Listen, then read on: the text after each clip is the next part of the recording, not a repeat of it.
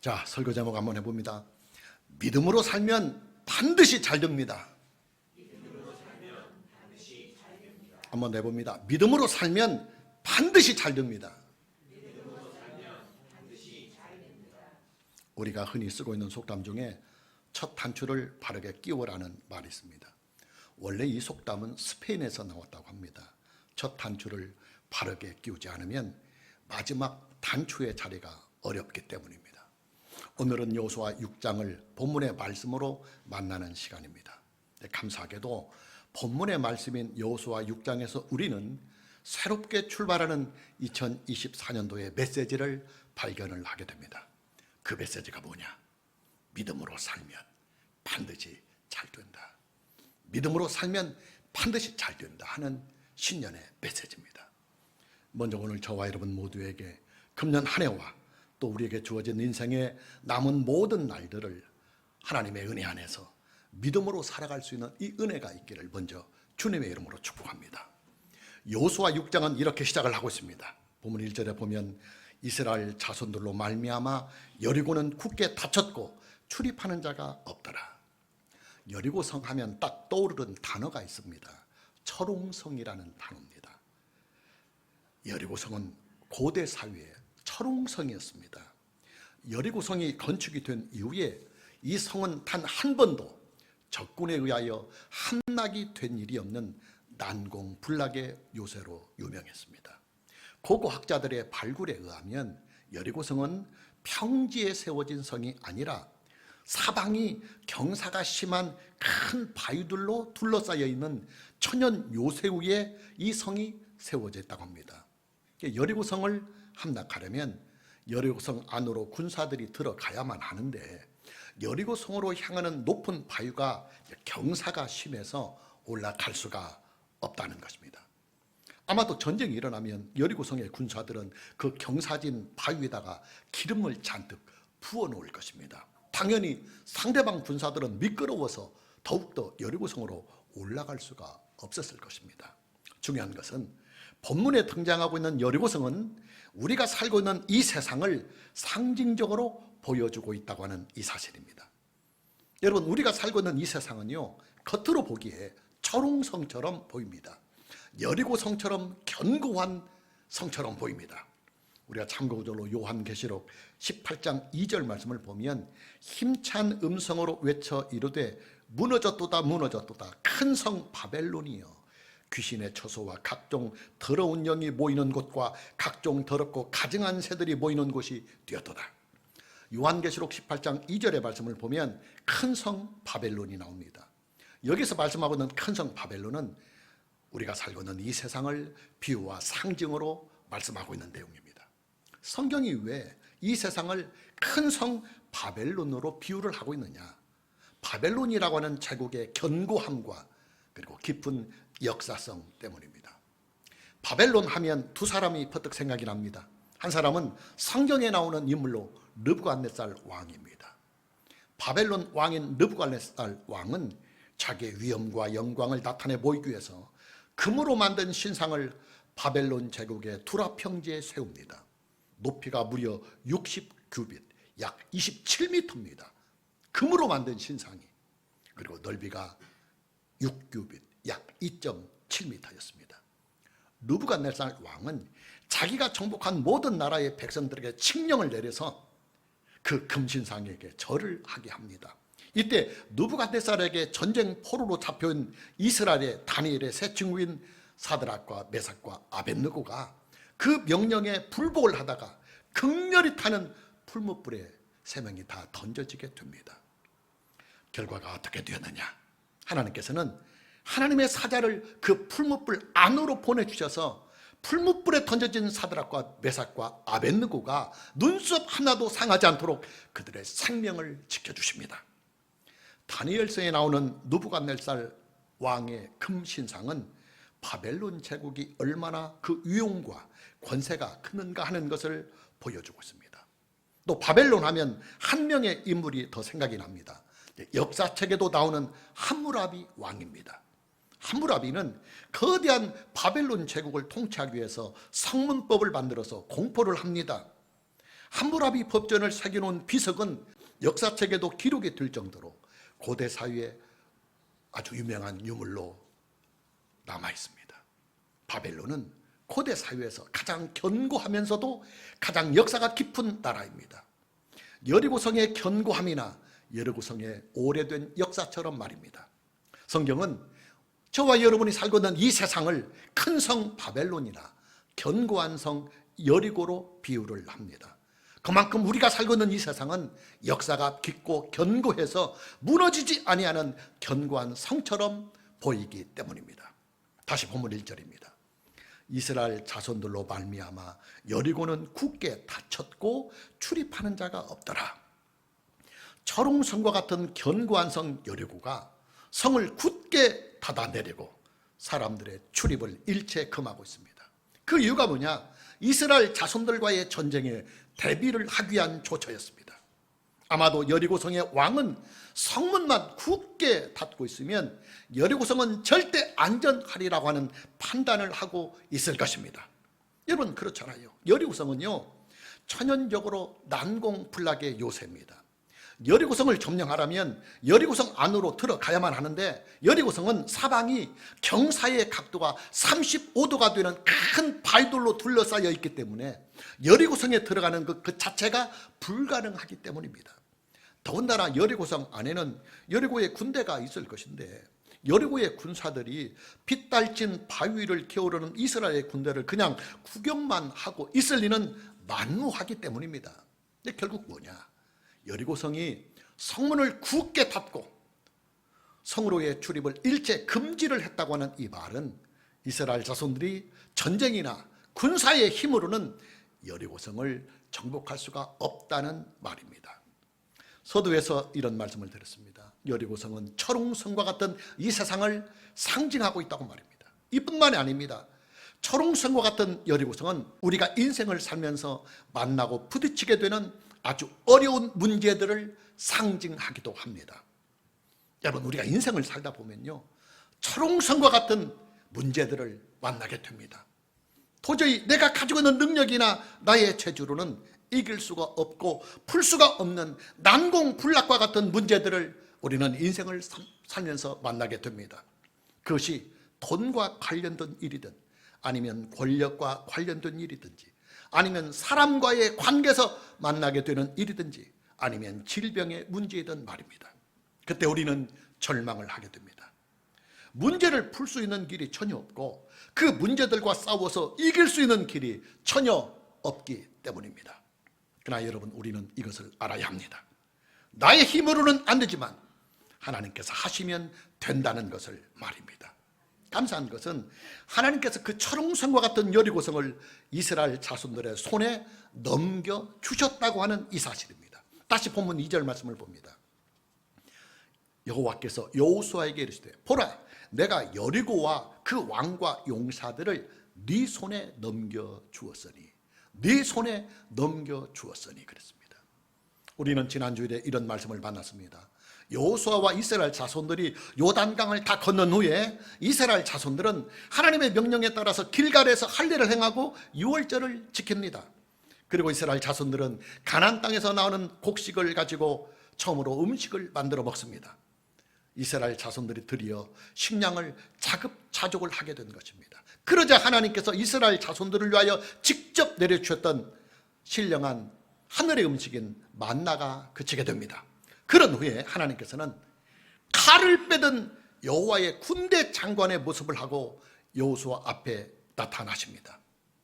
하나님께서 직접 이스라엘의 이 군대를 진두지휘를 하시면서 여리고성을 무너뜨리고, 그리고 더 나아가 가나안의 모든 족속들을 선멸하시겠다고 하는 하나님의 강한 의지를 여호수아와 이스라엘 군대에게 나타내 보여주고 계시는 것입니다.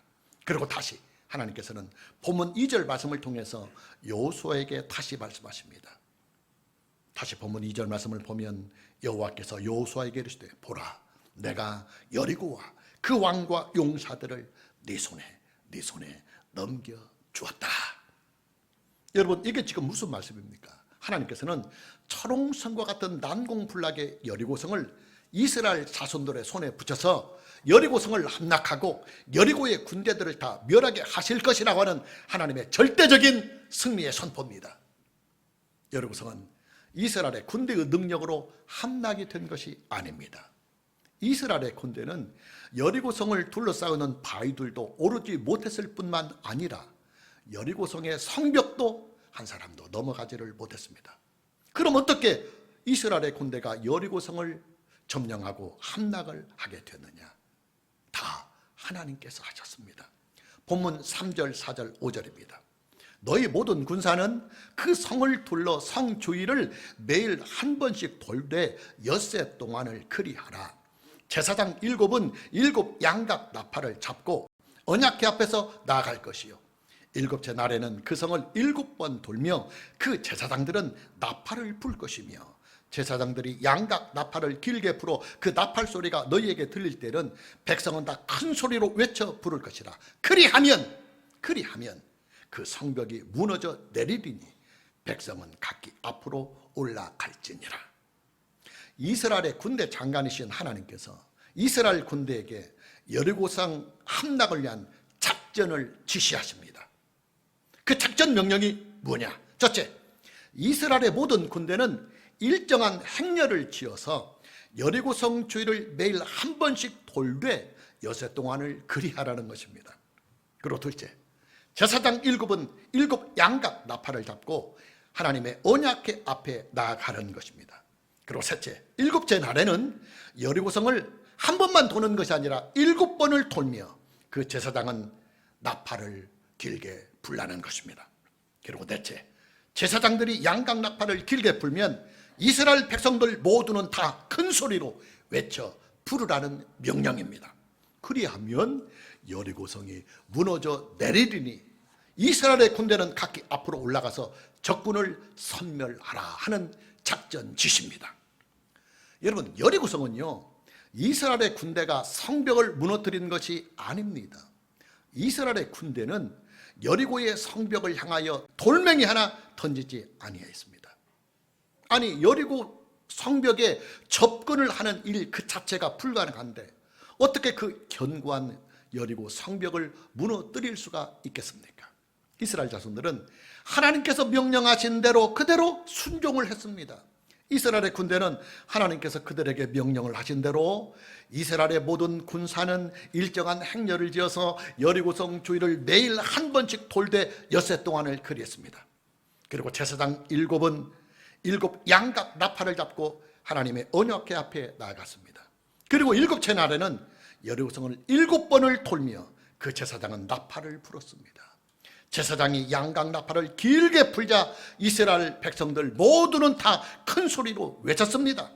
그랬더니 하나님의 말씀대로 여리고성의 그 견고한 성벽이 다 와르르 통째로 무너져 버렸습니다. 성벽이 무너지자 여리고성의 왕과 군대는 혼비백산을 하였고 그 틈을 노려서 이스라엘의 군대는 여리고성 안으로 들어가서 여리고성의 왕과 그의 군대들을 다 멸할 수가 있었던 것입니다. 그 견고한 여리고성의 성벽을 누가 무너뜨렸느냐? 하나님께서 하셨습니다. 하나님께서 하셨습니다. 이스라엘 군대의 군대 장관이신 하나님께서 하나님만이 소유하고 계시는 초자연적인 능력으로 그 견고한 여리고성의 성벽을 다 무너뜨린 것입니다. 자, 그럼 이 사건이 주는 교훈이 무엇이냐? 우리가 싸우는 선한 싸움, 우리가 인생을 살면서 만나게 되는 모든 선하고 의로운 싸움, 그리고 그리스도인들이 악한 세상과 싸우는 영적인 이 싸움은 우리의 능력으로 싸우는 싸움이 아니라 하나님께서 우리를 위하여 직접 싸우신다는 말입니다.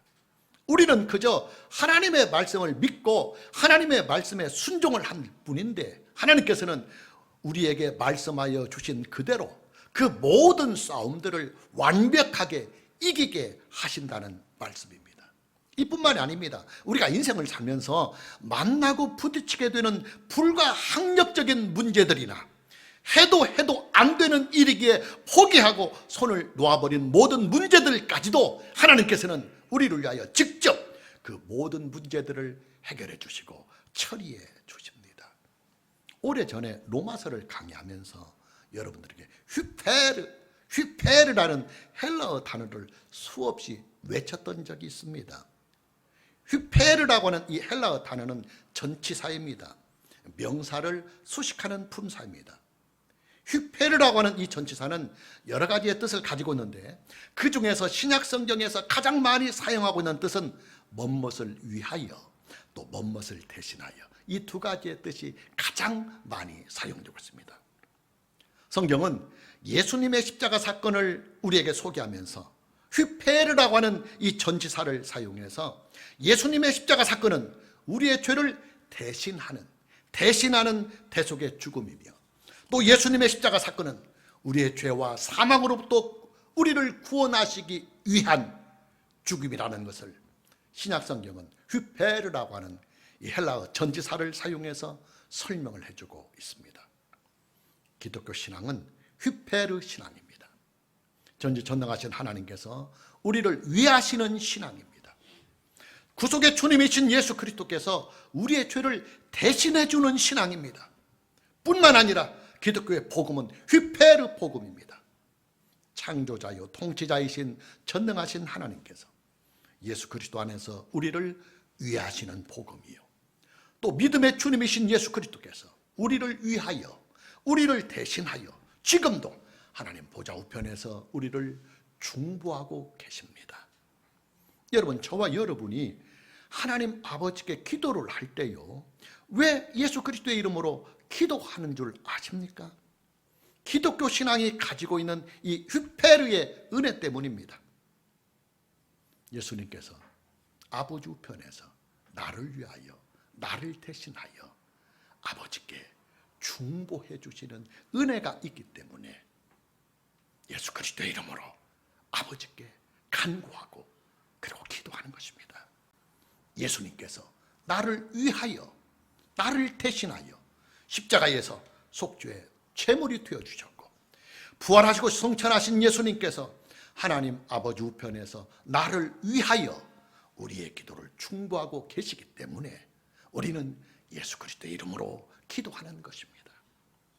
철옹성과 같은 그 견고한 성 여리고의 성벽이 어떻게 무너졌느냐? 이스라엘 자손들을 위하시는 하나님의 그 사랑이, 또 이스라엘의 군대를 대신하여 직접 싸우시는 하나님의 능력이 여리고의 성벽을 무너뜨렸습니다. 이뿐만이 아닙니다.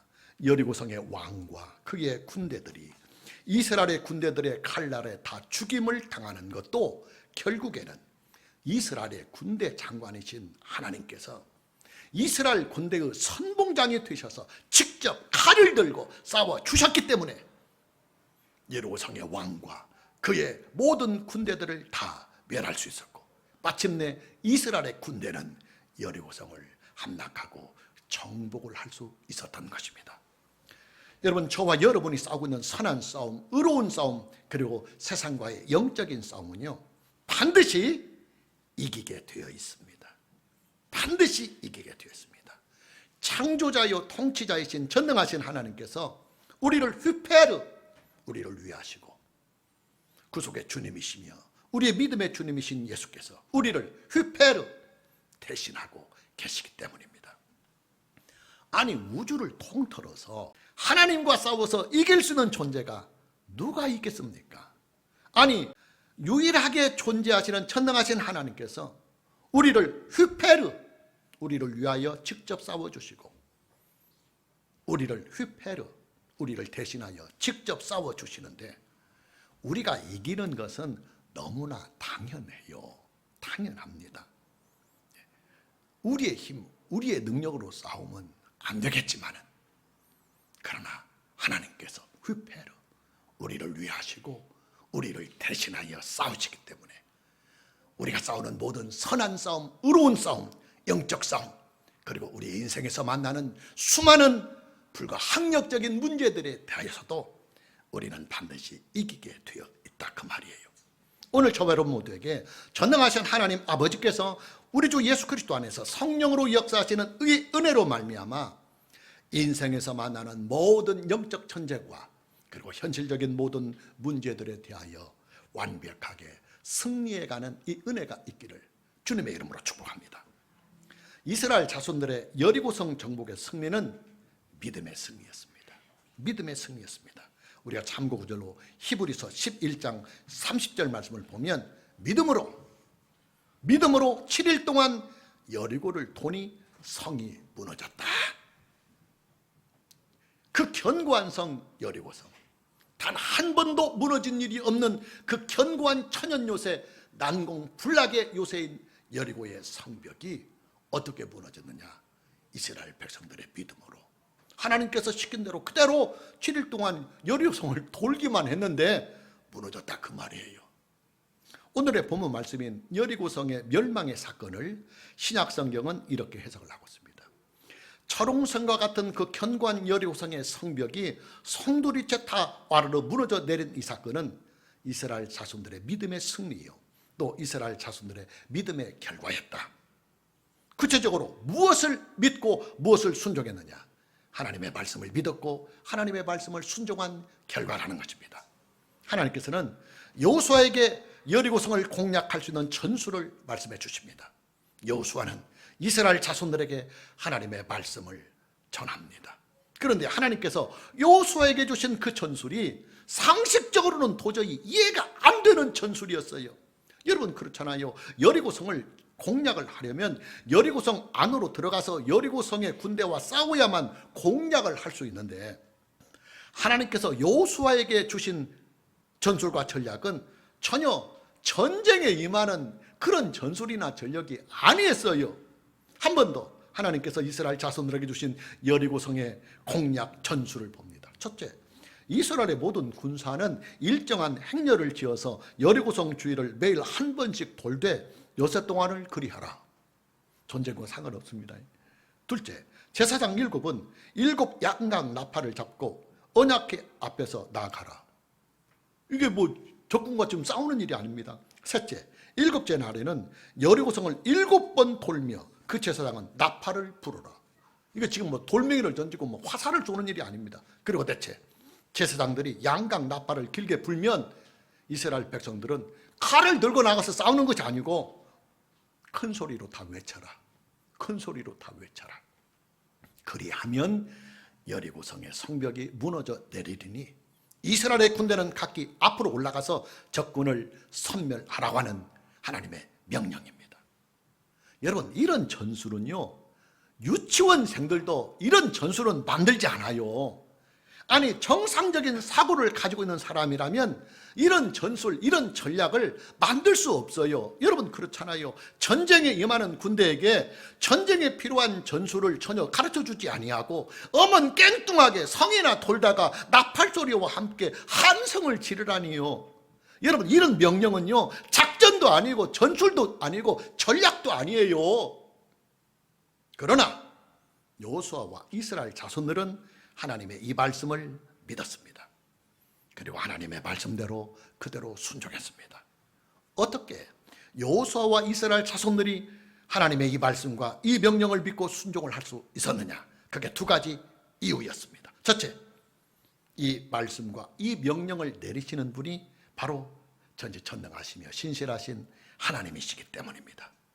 못하실 일이 전혀 없으신 전능하신 하나님, 한 번 하신 말씀은 반드시 책임을 지시는 신실하신 하나님, 또 이스라엘 자손들을 휘폐하려 위하시는 하나님, 또 이스라엘을 사랑하시는 하나님께서 주신 명령이기 때문에 그들은 하나님의 그 명령을 믿고 순종했습니다. 그리고 둘째, 이스라엘 자손들은 그동안 하나님의 말씀을 믿고 순종한 그 결과들을 충분하게 경험을 하고 있었기 때문입니다.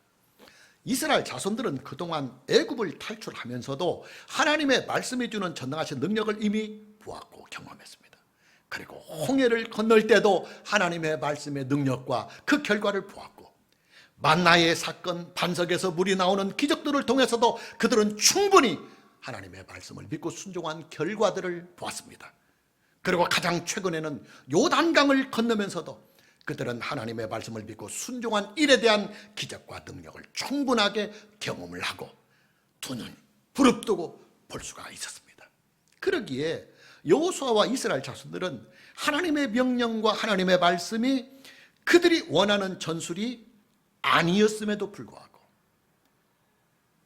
이게 싸움에 임하는 군인들에게 전략이나 전술을 주는 것이 아니었기 때문에, 그들이 원하는 전쟁에 임하는 전술이 아니었음에도 불구하고 그동안 하나님께서 그들에게 주신 하나님의 말씀의 능력과 그 말씀을 순종한 기적의 결과들을 보았기 때문에 그들은 하나님의 말씀을 믿고 그리고 하나님의 말씀에 순종을 했습니다. 그리고 그들은 하나님의 말씀을 믿고 순종한 일에 대한 결과를 다시 경험하고 다시 보게 되었습니다. 하나님의 말씀에 온전히 순종을 하는 그 순간 철옹성과 같았던 그 견고한 성, 그 여리고가 무너져 내린 것입니다. 여러분, 기독교 신앙은요, 하나님의 말씀을 믿는 신앙이요, 또 하나님의 말씀에 순종을 해나가는 신앙입니다. 당연합니다.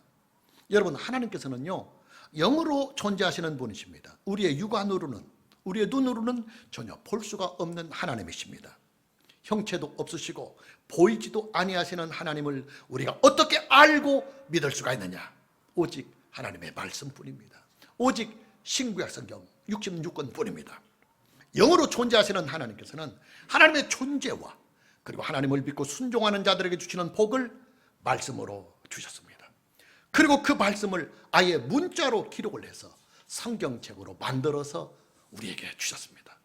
따라서 기독교 신앙은 오직 신구약 성경 66권만 가지고 하나님을 알고, 오직 신구약 성경 66권으로만 하나님을 믿고, 오직 신구약 성경 66권으로 말씀하시는 하나님의 그 말씀에 순종하는 신앙이 바로 기독교 신앙입니다.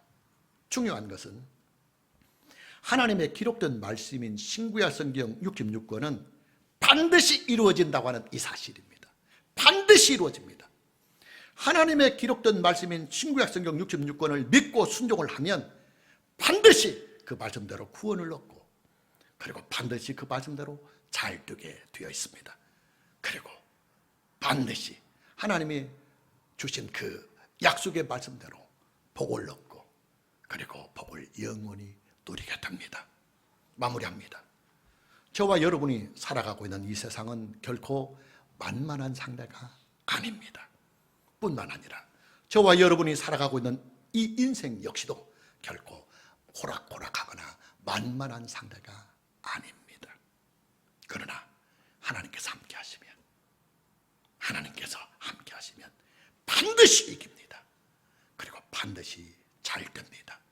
오늘 저와 여러분 모두에게 금년 2024년 한 해와 또한 우리에게 주어진 인생의 남은 모든 날들을 오직 하나님의 은혜 안에서 오직 믿음으로 살아갈 수 있는 이 은혜가 있기를 주님의 이름으로 축복합니다. 찬양합니다.